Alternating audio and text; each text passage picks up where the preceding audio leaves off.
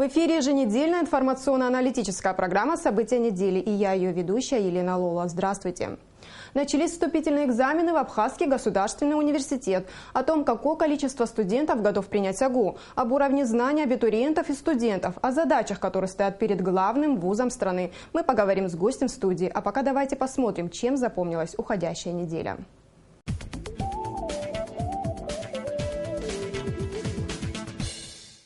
13 июля студенты Санкт-Петербургского государственного института культуры из Абхазии выступили на малой сцене Абхазского драматического театра имени Самсона Чанба. Зрителям была представлена притча «Джамхух, сын оленя» или «Евангелие по-чегемски» по роману классика мировой литературы Фазиля Искандера «Сандро из Чегема». Спектакль прошел на абхазском языке.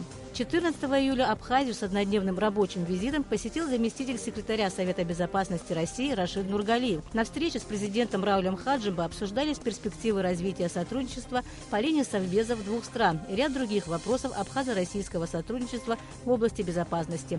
Стороны положительно оценили уровень взаимодействия Абхазии и России. Мы сегодня повстречались в профильных ваших министерствах и ведомствах, оценили совместное состояние. И полагаю, что вот эти меры, которые мы вместе положим несколько позднее вам, послужат более, наверное, такому продвижению с точки зрения безопасности, правопорядка и законности. План, который есть между нашими Советом Безопасности и Советом Безопасности Российской Федерации, для нас это документ к действию. Я не сомневаюсь в том, что пункты всех этих мероприятий будут реализованы. И все те материалы, которые находятся в ведомствах, и не сомневаюсь тоже что в ближайшее время эти материалы получат реализацию и будут подписаны. В остальном нам нужно будет дальше наполнять уже определенными работами те пункты, которые регламентируют порядок соответствующих работ по всем направлениям, начиная от вопросов оборонного контура, вопросов, связанных с нахождением информационно-координационного центра МВД Республики Абхазии и Российской Федерации, то есть совместного органа, ну и вопросов, связанных с пограничными делами. Для нас это важная составляющая. Все эти вопросы важны для нашей страны в первую очередь. Рашид Нургалиев также встретился с руководством МВД, Министерства обороны и Службы государственной безопасности. С силовиками Абхазии речь шла о развитии сотрудничества Абхазии и России в области обеспечения обороны и безопасности. В Абхазии создан блок оппозиционных сил. В него вошли политическая партия Амцахара, Фонд социально-экономических и политических исследований АПРА, общественные организации «Женщины в политике» и Абзанхара. 14 июля в офисе партии Амцахара руководители этих 4 организаций подписали документ, согласно которому блок оппозиционных сил возглавят 2 сопредседателя – Алхаз Квициня и Аслан Бжания. Представители оппозиционного альянса считают, что в стране общественно-политический и социально-экономический кризис. Для его преодоления они намерены выработать свою стратегию развития страны. В этот же день Рауль Хаджибо провел рабочую встречу с представителями Государственного комитета по молодежной политике.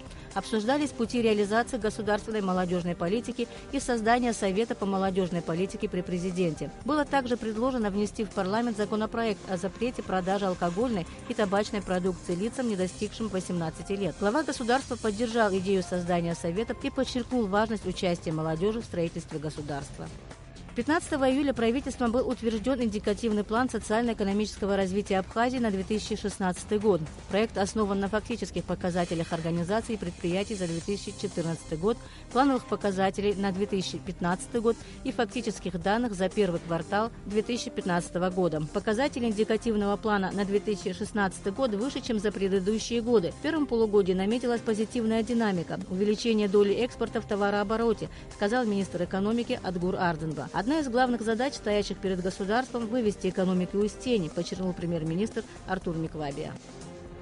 Законопроект о ратификации соглашения о пенсионном обеспечении граждан России, постоянно проживающих в Абхазии, одобрен правительством России в четверг. Он позволит повысить пенсии до уровня Южного федерального округа. Это порядка 10 тысяч рублей. Если размер пенсионного обеспечения проживающего в Абхазии россиянина не достигнет среднего уровня пенсионного обеспечения в Южном федеральном округе, в дополнение к общей сумме пенсионного обеспечения гражданина будет установлена ежемесячная доплата, сказал министр труда и социальной защиты России Максим Топилин. По его словам, доплата будет начисляться поэтапно в течение 3 лет. Об этом сообщает пресс-служба Российского министерства. Государственному ансамблю народного танца «Шаратен» исполнилось 45 лет. Юбилейный концерт прошел в Абхазской госфилармонии 16 июля. Указом президента Рауля Хаджимба художественному руководителю госансамбля Руслану Бебия присвоено звание народного артиста Абхазии. Почетного звания «Заслуженный артист республики» удостоился и ряд артистов ансамбля. В своей юбилейной программе «Шаратен» представил зрителям известные танцы из репертуара ансамбля и новую постановку «Люди, которые носят черкеску». Проект конституционного закона о поправке к Конституции о местном самоуправлении и управлении в Республике Абхазия был одобрен комиссией по конституционной реформе под председательством президента республики Рауля Хаджимба. Члены комиссии на заседании, в частности, обсудили способы формирования исполнительной власти городов и районов республики, включая возможное введение института выборности глав исполнительной власти городов и районов. По этому вопросу мнения разделились. Было также предложено ужесточить критерии для кандидатов в депутаты Народного собрания, районных и городских собраний для того, чтобы в парламентские структуры не попадали представители криминалитета и некомпетентные лица. Мусульмане Абхазии в пятницу отметили праздник Ураза-Байрам. Он знаменует окончание поста, длившегося священный месяц Рамадан. На общую праздничную молитву в мечеть Сухума пришло примерно 500 человек. По традиции, после молитвы верующие накрывают праздничные столы и раздают угощения нуждающимся. В столичном парке «Сказка» прошли праздничные мероприятия, организованные Единым духовным управлением мусульман Абхазии при поддержке Госкомитета по репатриации.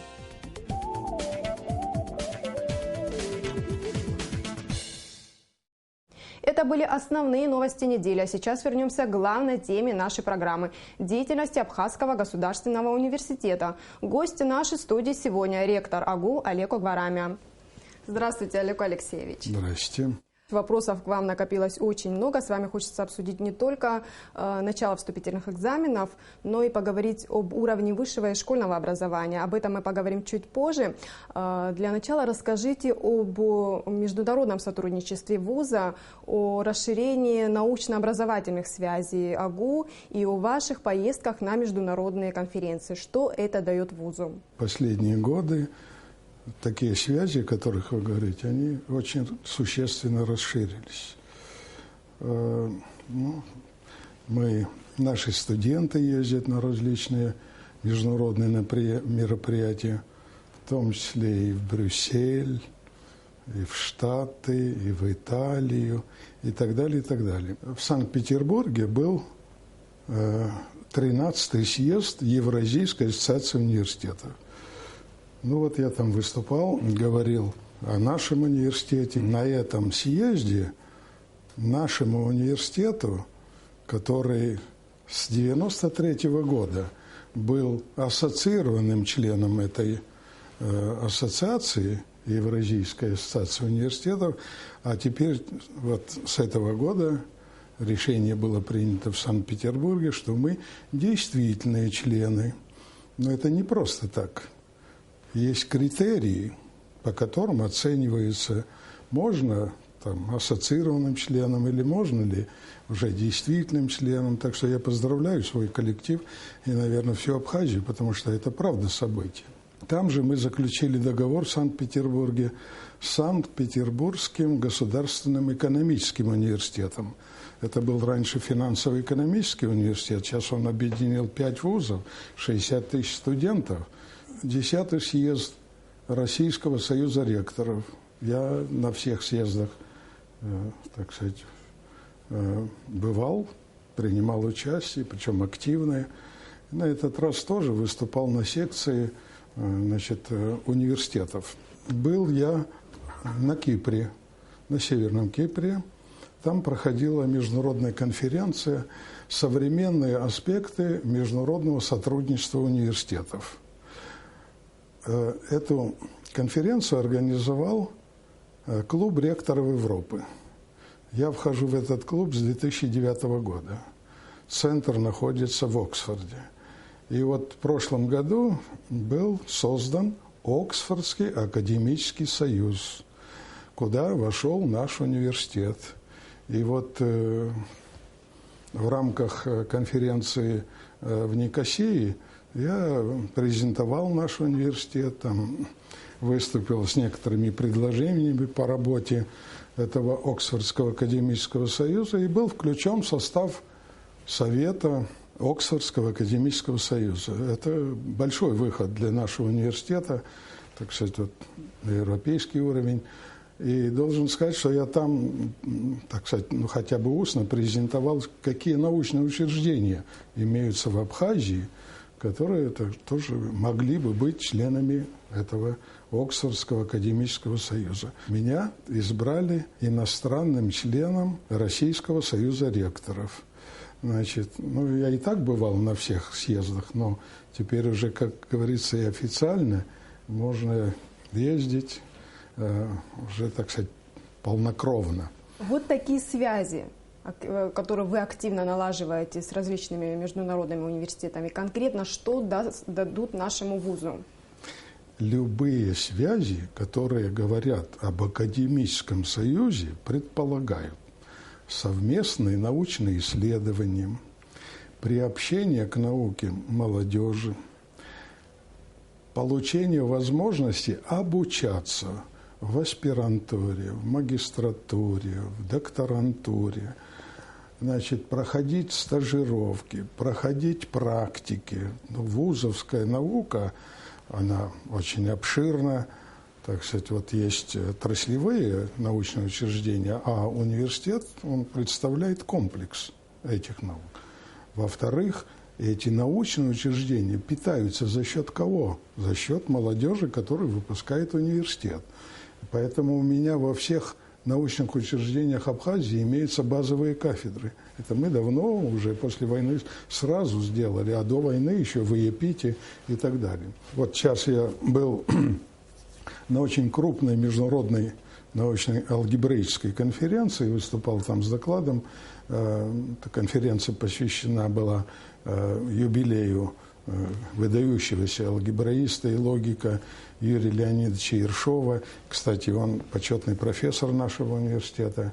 Вот. И там, скажем, один из моментов, мы с ректором Новосибирского университета, а это очень сильный университет в области фундаментальных наук в России, один из первых. Вот. Мы договорились, что будем подписывать договор о сотрудничестве и наметили конкретную вещь. Таких примеров, на самом деле очень много. Я уже миллион раз это говорил и повторяю. Конечно, самые большие связи у нас с Московским университетом. Еще с военных лет. Некоторые говорят, вот надо приблизить подготовку кадров к нуждам экономики. Простите, если мы декларируем, что приоритет – это туризм, сельское хозяйство, строительство, энергетика. Все эти кадры мы выпускаем. Туризм готовим, и агрономия, механизация, технология, электроэнергетика. С Уральским техническим университетом больше 100 инженеров-строителей подготовили и так далее, и так далее. Как пример, после войны психологическое состояние людей, помните, какое было? Мы ввели психологию. Вместе с Московским социально-гуманитарным институтом подготовили более 200 психологов и логопедов. Вот здесь надо базу данных иметь обязательно. Вот я немножко, может быть, перескакиваю, но вот база данных для чего нужна? Сколько педагогов мы выпустили? Во много раз больше, чем это требовалось. Мы это сознательно делали. Мы видели, какая ситуация в республике, и ставили эти вопросы. Еще в 2003 году была программа «Сельский учитель». Надо было ее сполна реализовать. Я предлагал тогда провести съезд работников образования. Не провели, денег нет, говорят. Сейчас уже вот новый министр уже говорит о том, что обязательно надо провести. И многое из того, что в 2003 году начиналось, сейчас потихонечку начинает реализовываться. Я в 2002 и 2003 годах одновременно был министром образования и предложил тогдашнему премьер-министру Гагуле Геннадию Леонидовичу, постановление сделать правительство о подготовке вообще кадров. Вот в каком порядке, в какой последовательности должно это проходить. Вот, в частности, целевой заказ. и то, что в простонародье и везде называют лимитами. Да, это неправильный термин, но не важно. И тогда четко там было расписано, что только по тем специальностям, которых нет в своем национальном университете. Что творилось все эти годы? И последний год тоже пока не исключение. То же самое было по многим специальностям, которые имеются у нас. Но вот сейчас рост сотрудничества, должен это отметить как положительный момент, наконец-то, значит, они взялись за то, чтобы целевой заказ был целевым заказом, а не устройство определенной части молодежи за границей. В прошлом году мы зачислили, включая вольнослушателей, это грубое нарушение, никакого вольнослушательства в положении нет, но мы вынуждены, зная, какое положение в школе. Даем шанс. Не все этим пользуются. Вот скажу сразу, из 90% зачисленных, скажем, в этом году, за 4 года бакалавриат или за 5 лет специалитет 40% не доходят. Не доходят. По пути отсеиваются. Какой процент отчисления студентов и по каким причинам? По причинам слабой подготовленности. В отличие от 10 предыдущих лет съездили в эти школы, в эти отделы образования, посмотрели, в том числе и в Гальский район, значит, и выделили целевые места. На педагогические специальности 213 человек отобрали. Из Гальского района, как никогда, в этом году 70 с лишним заявлений. Ну вот они приходят, мы беседуем. Еле-еле там, мы не ставим оценку, а пишем уровень достаточно, недостаточно, там, высокий. Конечно, многих нельзя было бы брать в университет, но мы берем. Мы берем на себя функции, извините, ликбеза иногда с тем, чтобы не ушел или не ушла, значит, парень или девушка, который голову имеет, но не было, скажем, учителя не было, или там школа не школа, или там и так далее. Много разных причин. Мы даем шанс молодежи учиться. Вот отчисление 40%. Вот я же говорю, не доходят. Отчисления идут и студентов, которые поступили на бюджетные места, и которые поступили на платной основе. Вот это делить, это преступление.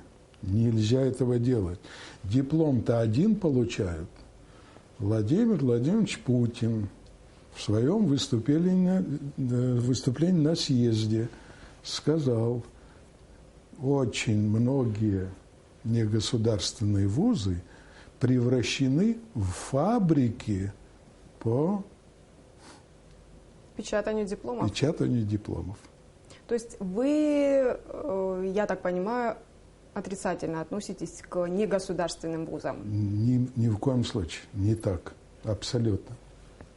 Я очень положительно отношусь к негосударственным вузам, которые восполняют то, чего нет в государственных вузах по направлениям подготовки, скажем, по науке. И делается это на хозрасчетной основе.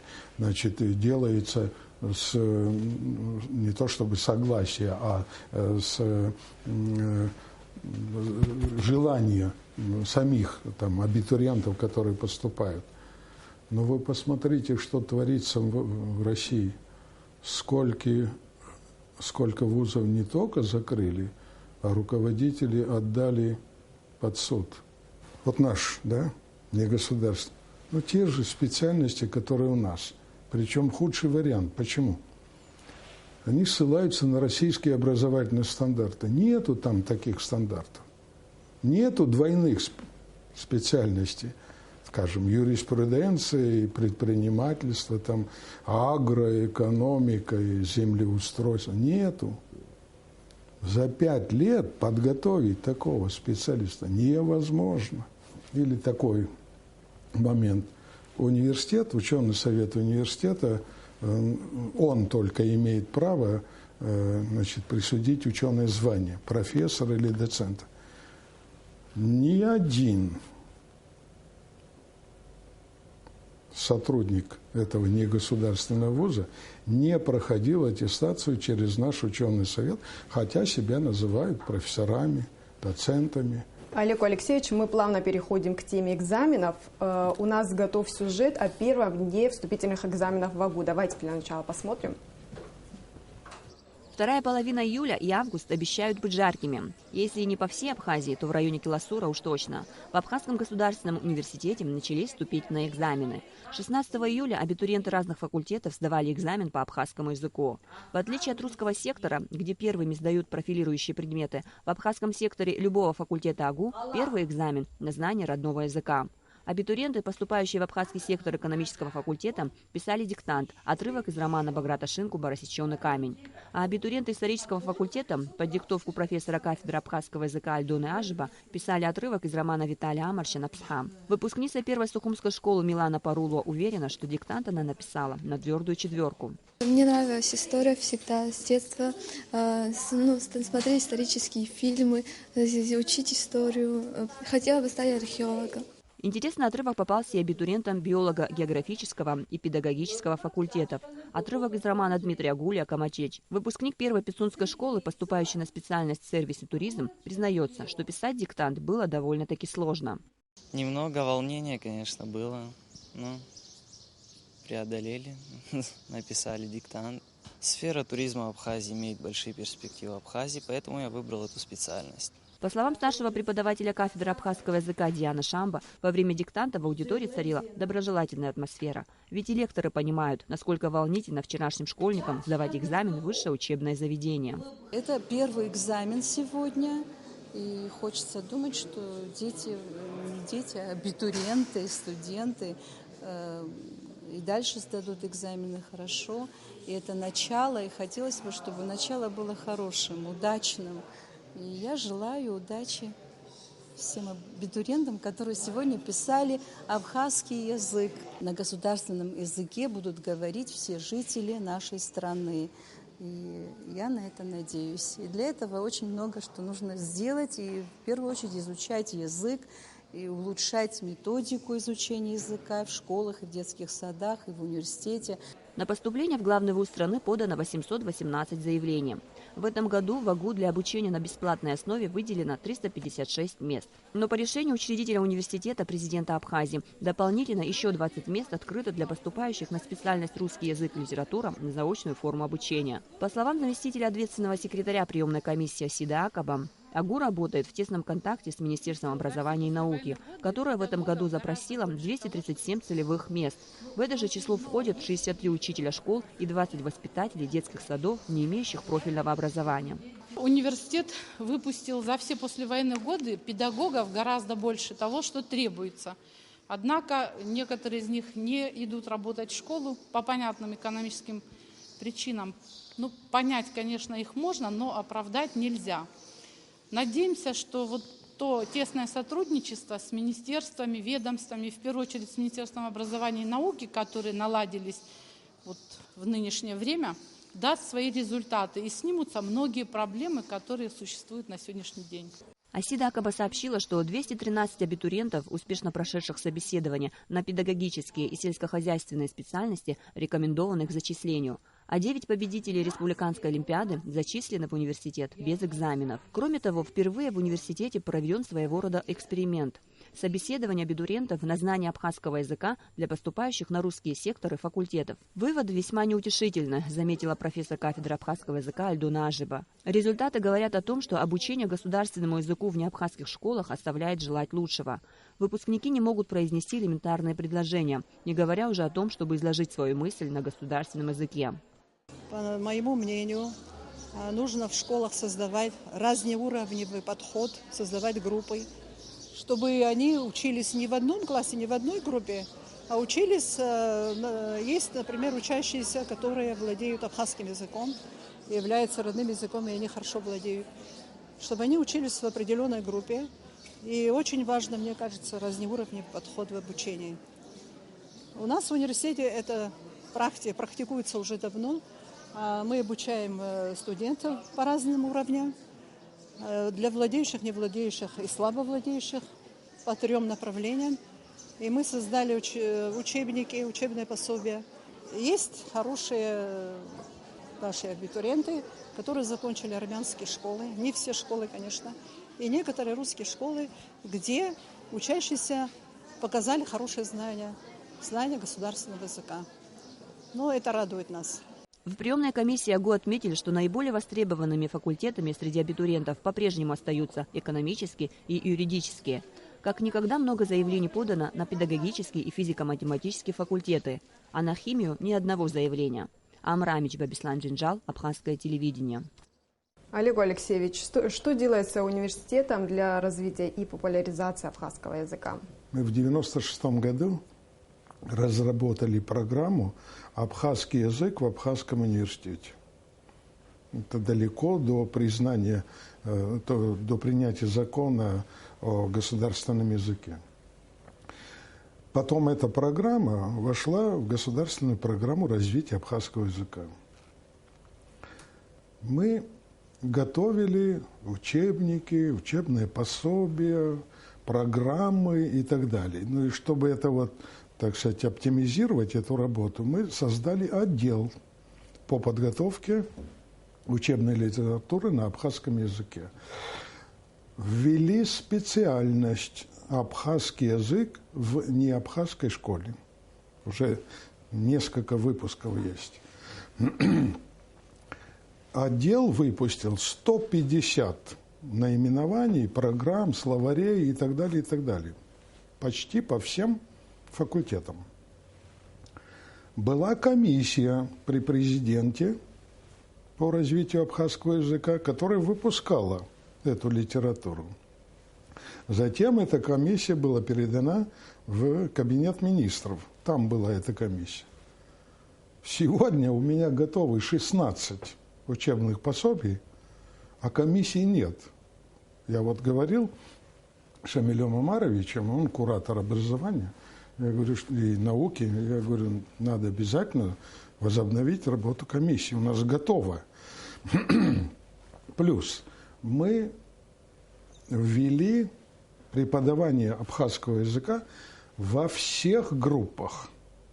В абхазских, понятно, в русский, армянский, тогда везде преподается абхазский язык. Сдается государственный экзамен. Пока мы, реализовали одногодичное обучение абхазскому языку, а теперь с этого года мы разделили кафедру абхазского языка на 2. Одна будет заниматься подготовкой специалистов абхазского языка, а вторая готовить всех остальных по абхазскому языку. 2 года. Не 1, а 2 года. И опять-таки сдается государственный экзамен.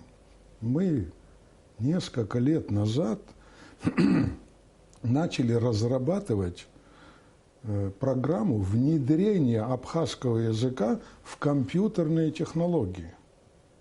2/3 объема этой работы было сделано при помощи наших специалистов из Санкт-Петербурга, из Татарстана, Ростова. Мы, приглашали людей, и мы уже были готовы к тому, чтобы, так сказать, завершить. Прекратили финансирование. Сейчас договор о сотрудничестве, о союзничестве и стратегическом партнерстве, там записано по образованию, что и в частности написано, что российская сторона будет помогать в развитии абхазского языка. Прямой вопрос к россиянам: помогите в этом деле. Развитие абхазского языка пойдет семимильными шагами, когда сам язык будет введен в компьютерные технологии. Раз вы заговорили о договоре о союзничестве и стратегическом партнерстве, который недавно Абхазия и Россия подписали, что делается университетом для реализации договора в части, касающихся образовательных программ и взаимного признания дипломов? Совершенно правильно вы сказали, образовательных программ. В первоначальном варианте договора была речь о образовательных стандартах и так далее. Образовательные стандарты каждое государство делает самостоятельно. Другое дело, мы, Абхазский университет, могу прямо сказать, вот то, что написано в этом договоре, мы это все делаем давным-давно, после войны. Именно на основании договора о сотрудничестве с российскими вузами, с МГУ и так далее. Если посмотреть наши образовательные стандарты, наши образовательные программы, посмотреть, какая, значит, схема подготовки кадров, она российская, естественно, с учетом национальных компонентов. Мы это все делаем. Вот в последнее время мы решили, так сказать, вот, все, что мы делаем, как-то придать более систематический характер. Организовали учебно-методический отдел. Готовим, не готовим, она есть, вот, систематизируем нормативную базу учебную, образовательные стандарты, образовательные программы. Я, начиная с тех времен, как мы одержали победу в войне, с тех пор, значит, всеми силами старался, чтобы наши дипломы были признаны. Для этого я, ну, тогда говорили, нет межгосударственного договора, и в Абхазии фактически в состоянии войны, но не имеем такой возможности, чтобы ваши дипломы признать. Но посоветовали, принесите образцы ваших дипломов и номера, какие вы будете выдавать. Мы возьмем все это на контроль. Тогда этим вопросом нострификации дипломов занимался, значит, вот было такое отдел интеробразования. Я с руководителем этого интеробразования говорил и так далее. Не было ни одного случая, чтобы отказали в приеме нашего документа. Через нострификацию, ну, все равно. Конечно, хочется, чтобы вообще вопросы не возникали. Даже были такие моменты.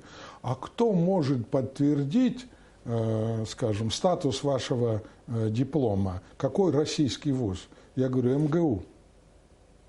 Раз, дают они, да, Абхазский университет вполне, так сказать, выпускает специалистов не хуже некоторых российских, прямо скажу.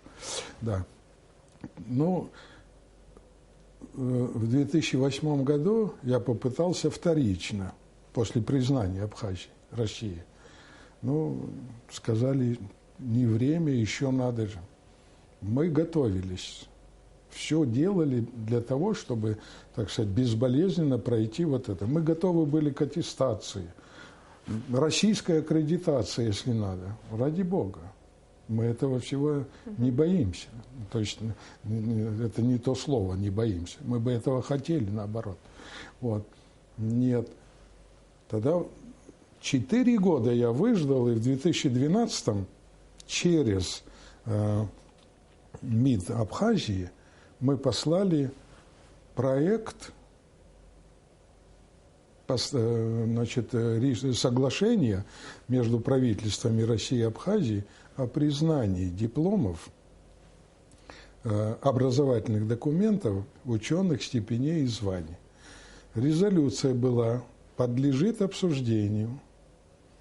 И вот с 2012 года пока ничего не решается. Олег Алексеевич, возвращаясь к экзаменам, скажите, какое количество в этом году готов принять университет студентов и какое количество заявлений поступило на, скажем так, не очень престижные, но очень нужные специальности для республики? Мы 3 года подряд одну и ту же цифру показываем. 356 человек прием по госзаказу. Почему? 3 года нам ни одну штатную единицу не добавили. Перед нами сейчас стоит задача оптимизировать штатное расписание. Так. Мы это делать будем обязательно. Мы Вообще-то мы хотели на 30 увеличить, а потом, когда, так сказать, посмотрели на самом деле, если человек наукой не занимается, значит, занятия, тяп-ляп, там и прочее, прочее. Так я молодого, еще неопытного возьму. Кстати, в школах до сих пор очень много студентов наших работает. Студенты. Подождите, то есть вы намерены провести переаттестацию преподавателей, да? Обязательно. Для того, чтобы провести оптимизацию? Ну, а тут очень просто. Вот, скажем, я дал задание такое. Вот за 3 последних года, вот пишет, выполнил научную работу. Покажи, положи на стол эту работу. Она же не виртуальная, а реальная. Положи на стол. Нету. Зачем обманывать, за нос водить? Значит, надо добавить, если оставляем, значит, надо добавить количество учебных часов. Ну, есть опытные люди, которые уже не до науки. А есть молодые, которым еще не до науки. Тогда не туда попал. Это университет. Президент, посоветовавшись и с нами, и с министром образования, добавил 20 мест на заочное отделение специальности русский язык и литература. Я уже намекал, в прошлом году 770 человек поступило, всего 32 русских. По вашим наблюдениям, ежегодно растет или падает уровень знаний абитуриентов и студентов? Очень простой вопрос. В России официально признано, падает. В Абхазии, к великому сожалению, сильно падает. Понимаете? Я еще раз говорю, труд учителя страшный. Но извините, когда учитель вместо того, чтобы к нему на занятия приходил ученик не приходит, а потом приходит домой как к репетитору. И готовится-то ведь всего по 2-3 предметам, которые потом он будет сдавать, уже даже заранее знает, куда он будет поступать и какой будет сдавать. Мы что делаем? Вот смотрите, у нас обязательное основное общее образование. 9 классов. Сейчас прекрасный директриса 2-й средней школы Сухумской, наша выпускница, значит, она посоветовала, значит, родителям, не стоит, он не осилит 10-11, надо рабочую профессию какую-то и так далее. Это педагог советует. Вот как, понимаешь, учите и все тут, это ваши обязанности и прочее. В России имеют полное право люди, школа, сказать, так, все, хватит. Или никто не отменял второгодничество. Детей надо, если ты ему хороший хочешь, ему знания надо дать, а не скрывать незнания, страшные незнания, выставлением завышенных оценок. Вот новый министр сам убедился в том, в чем я убедился еще в 2003 году. В 2003 году только 49% оценок, выставленных на выпускных экзаменах в школах, можно было бы с натяжкой засчитать. Все остальные на 1, 2, а то и на 3 балла. Надо 2 ставить, стоит 5. Еще когда я предлагал министру образования, значит, создать в интернатах отдельные классы для одаренных ребят, собирать со всей Абхазии и их готовить при помощи Абхазского университета. Абхазскому университету передать базовые школы, чтобы мы, наши преподаватели, там преподавали. Мы предлагали проводить совместные олимпиады. Вот в этом году 9 человек, победителей олимпиады, зачислены в университет без всяких экзаменов. Вот это надо было делать давно. У меня школа предвузовской подготовки. Блестяще готовят. Какое количество людей туда приходит в вашу школу? Каждый год по-разному. 150 есть и так далее. Вот смотрите, мы предлагаем. Школа предвузовская, сухумчане. Идут к репетитору, 80-100 тысяч платят за один предмет, за подготовку. Там вот в этой школе придут, за все время 3 раза меньше.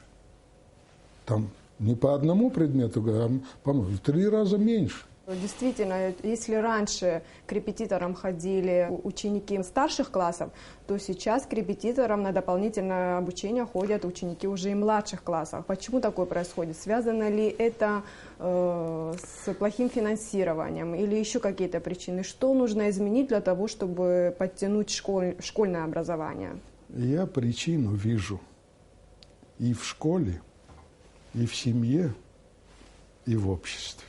Начиная с семьи, если ты, абхазец, не учишь своего ребенка языку, своему родному, ты же что делаешь? Ты нарушаешь природу. У него заложен ген апсвара, заложен. Это с молоком матери дается. А ты его ориентируешь совсем на другой. Потом он идет в школу. И были родительские взносы, когда учителям говорили, унижая их, слушай, я тебе плачу, ставь 5. Разве этого не было? Вот только в последнее время перестали это делать. Вот он прошел вот так, там, в средние классы, называясь абхазскими, там всего 4 класса обучения на абхазском языке, абхазская школа, там 4 класса, все. Потом идет и все на русском языке, кроме языка, литературы. Мы стараемся гуманитарные предметы, чтобы преподавались в абхазских школах на абхазском языке. Уже есть немало. И хороший учитель уже имеет возможность это делать, понимаете? Но по старинке идет. Ну вот говорят, ввести в школах апсвара. Вообще-то в школах вводится только то, что добыто наукой, обработано методически, и уровень или в вуз идет, или там в школу идет. Это уже огромный процесс. Очень способный наш народ, очень способный. Наша природа это делает, наша традиция, наши традиции это делают. Но, а дальше что? Что Губим. мешает развивать эти способности? Сами себе. И я все время в нашей газете, это написано уже более 10 лет, я считаю, что образование у нас должно стать национальной идеей. Вот это образование все остальное потянет за собой. Не каждая семья способна осилить учебу в платном отделении АГО. Не планируете ли вы увеличить бюджетные места, скажем так, на обучение в педагогическом факультете и сократить бюджетные места на экономическом и юридическом факультете? Мы никогда не сокращали на педагогические, сельскохозяйственные специальности. Мы сокращали только по тем специальностям, которые внешне не востребованы. То есть, когда идет распределение, вот приходят и говорят, некуда девать. Другие приходят, тоже говорят, некуда девать. Когда идет, значит, процесс поступления, все пишут, вот выделите нам места там и так далее. Как только приходит время распределения, их никого не видно. Они говорят, нам не нужны. Если бы мы плату за обучение брали ту, которая положена, у нас бы приема на платную основу не было. В России нижняя планка, самая минимальная, это 60 тысяч рублей. У нас 17 тысяч. Ну, в России зарплаты другие. Это плата. 60 тысяч минимум. Вот. А у нас 17 тысяч. И то в прошлом году 115 студентов мы освободили от платы за обучение. Льготников, наверное. Потому что изменилась ситуация в семье, там сам заболел или что-то и так далее. Олег Алексеевич, отслеживает ли вуз судьбу своих выпускников? Никогда не отказывались от распределения.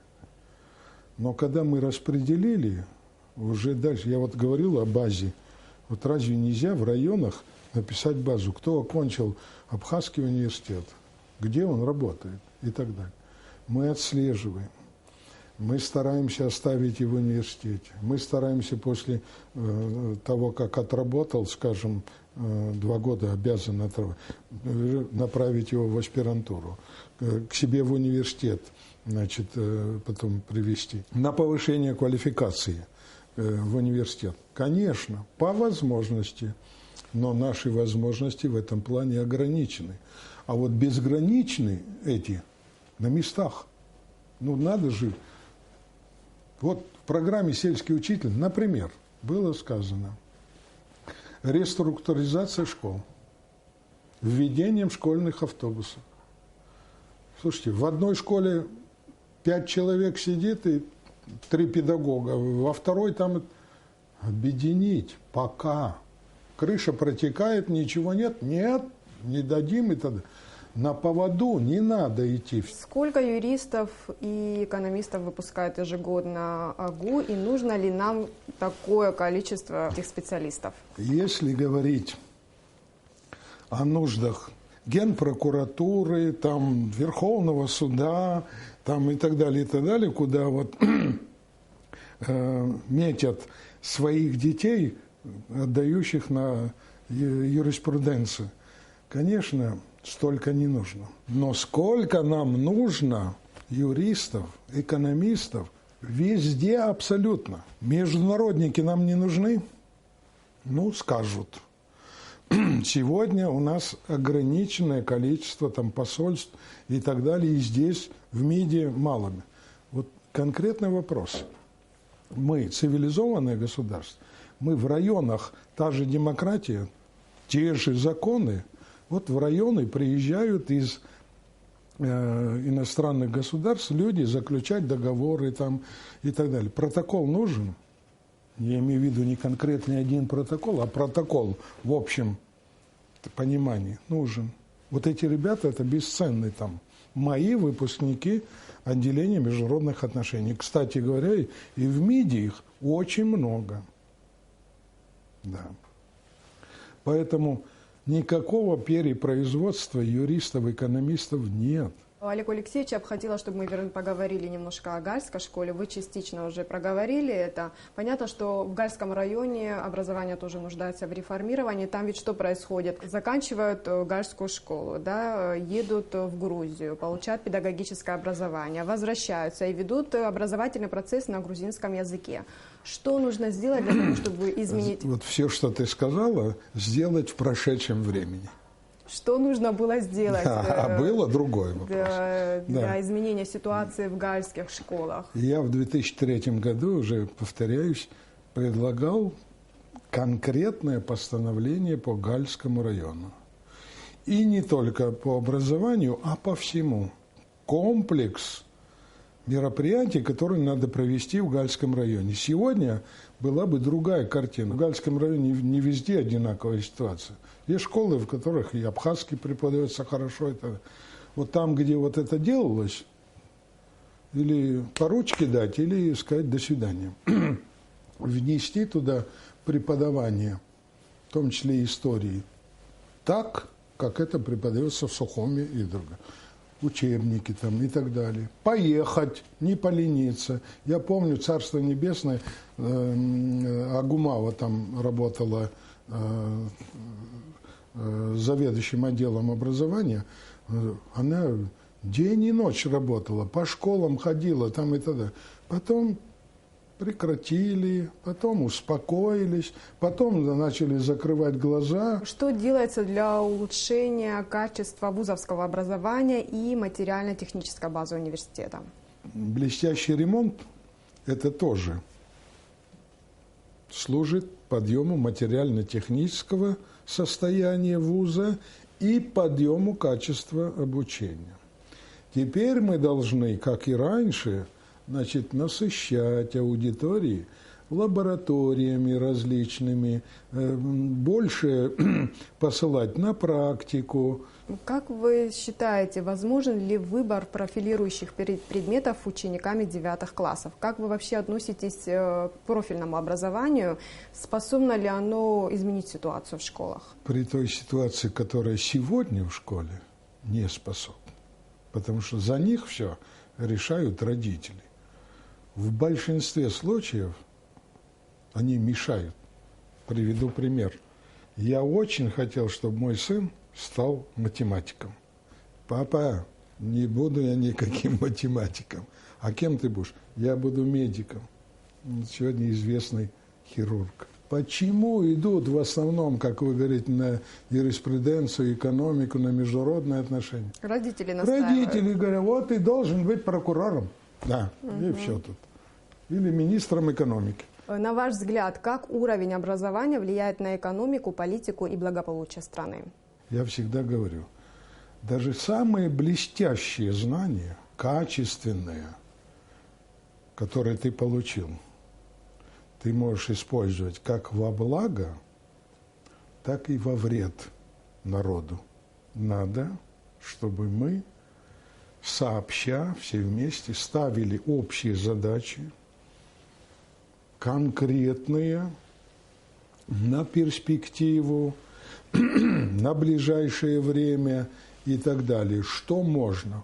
Вот то, что на перспективу в области экономики сейчас вот делается, хотя некоторые говорят высочайшего качества. Я, обыватель, не верю, не думаю, что через вот до 2020 года там, или 2025 года вот мы будем значит, вот в том же месте и в то же время. Вот есть категории пространство и время. Пространство тоже, время меняется. И неизвестно завтра, что будет. Наверное, краткосрочные вещи, которые правда дают эффект для нашего государства и в плане политики, и в плане экономики, это важнее сегодня, чем вот уже напрогнозировались на этих форумах. Затратили, слава богу, сколько. И даже многие составители, я встречался, смеются над этим. Олег Алексеевич, спасибо вам за интересную беседу. Спасибо, что нашли время и пришли к нам в студию. Спасибо вам. Уважаемые телезрители, я напоминаю, в студии был ректор Абхазского государственного университета Олег Угварамя. Мы продолжаем выпуск. Сегодня 7-я российская военная база, дислоцированная в Гудауте, отмечает 97-ю годовщину со дня формирования части. Праздничное мероприятие началось с торжественного построения всего личного состава на плацу и поднятия флага России. В торжественном митинге приняли участие секретарь Совета безопасности Абхазии Мухаммед Килба и заместитель министра обороны Аслан Анкваб. Они пожелали командованию и всему личному составу 7-й военной базы новых достижений в службе и крепкого здоровья. Как прошел праздник, в нашем следующем сюжете. За почти вековую историю это крупнейшее воинское соединение участвовало во всех боевых действиях, проходивших на территории бывшего СССР и за ее пределами. Созданное в 1918 году, подразделение принимало участие в сражениях в Великой Отечественной войне, а также в военных конфликтах на Северном Кавказе, а на сегодняшний день является гарантом мира и стабильности в Абхазии. В августе 2008 года соединение в полном составе, согласно распоряжению правительства Российской Федерации, передислоцировано в город Гудаута Республики Абхазия, где оказывает помощь братскому абхазскому народу по защите его государственной целостности и независимости. Военнослужащих поздравил секретарь Совета безопасности Абхазии Мухаммед Килба.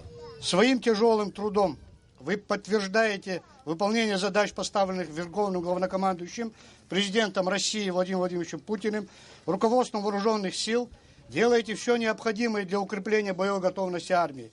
Все мы верим, что вы с честью будете справляться с возложенными на вас обязанностями и поставленными перед вами задачами в деле обеспечения военной безопасности. На торжественном мероприятии выступил посол Российской Федерации в Абхазии Семен Григорьев.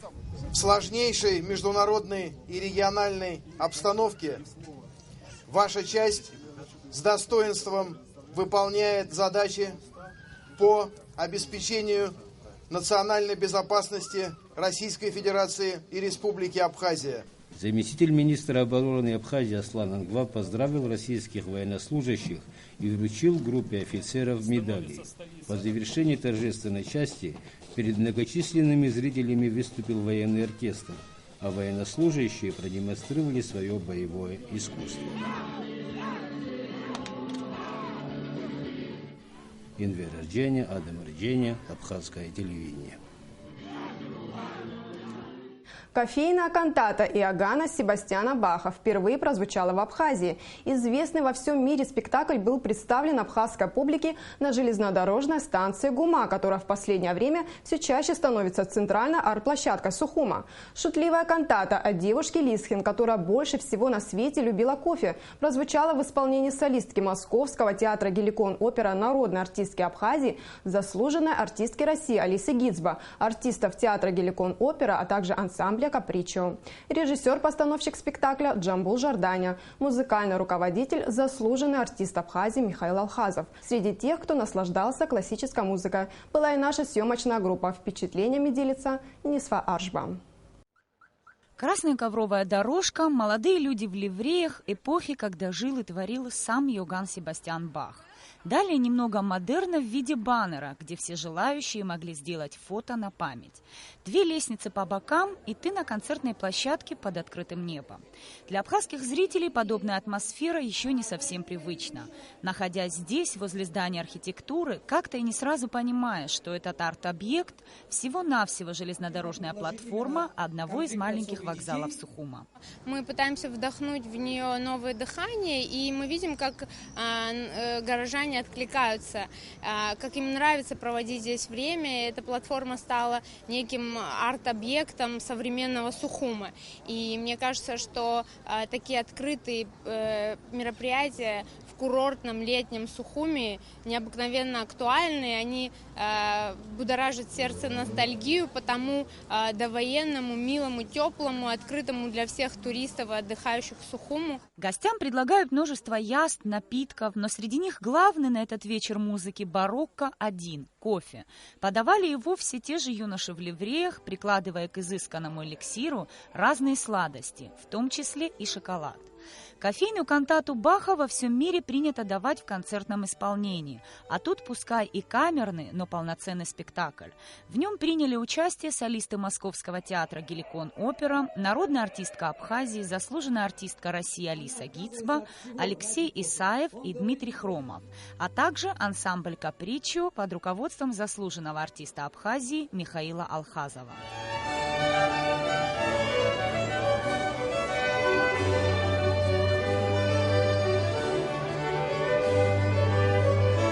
Бах написал эту кантату в 1734 году по заказу кофейной Циммермана в Лейпциге. И можно только поражаться тому, как высоко стояло рекламное дело, потому что рекламу кофе поручили не кому-нибудь, а самому Баху. 300 лет назад напиток нуждался в распространении. Во-первых, не так давно он был завезен в Европу. Во-вторых, врачи считали, что его можно пить только мужчинам и пожилым дамам. Это сегодня кофе для Абхазии напиток не только повседневный, но и незаменимый.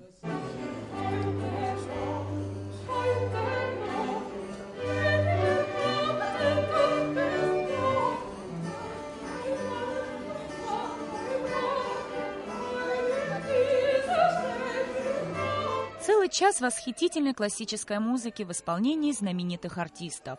Первое произведение искусства, посвященное кофе, абхазская публика слушала на одном дыхании. Концерт необыкновенный, масса впечатлений. Классика – это все лично для меня. Я с большим удовольствием слушаю классическую музыку. Но сегодня, естественно, Алиса Гицба, как всегда, была на очень высоком уровне. Когда закрываешь глаза, прям переносишься в ту эпоху, сразу видишь эти дворцы, эти балы. Было просто отлично. Алиса великолепна. Впечатление, во-первых, ожидаем, потому что я знал, что будет, но я должен предупредить абхазских зрителей, что отныне все остальные фестивали, все остальные мероприятия, связанные с музыкальными турнирами, конкурсами, фестивалями, будут немножко отличаться от того, что они раньше видели. И я безумно люблю слушать Алису. Я практически весь ее репертуар слушал либо в видеозаписи, либо вживую. И я очень рад, что она сегодня здесь с нами, поет для нас. Волшебство барокко горожанам и гостям столицы стало доступно благодаря компании Mobile, которая не просто поддержала идею, но и сумела вернуть нас на 300 лет назад, в эпоху самого Баха. Когда родилась эта идея, я подумала, что это самое лучшее место, где вообще можно исполнить эту кантату, это произведение, именно Абхазия, так как мы все знаем, что такое для нас кофе. Это особенный ритуал. Огромное спасибо организаторам этого мероприятия, нашему спонсору, генеральному Mobile. И большое спасибо сказать абхазской диаспоре, которая тоже участвовала в организации этого мероприятия. И от дизайна большое спасибо. То есть всем-всем-всем. Кофейную кантату Баха смогут услышать и жители других городов Абхазии. В ближайшие дни спектакли пройдут в Ачамчире и Гагре. Нисфарш Бабислан Джинджоля, Абхазское телевидение. На сегодня это все. Спасибо, что были с нами. Увидимся на следующей неделе в это же самое время. До свидания.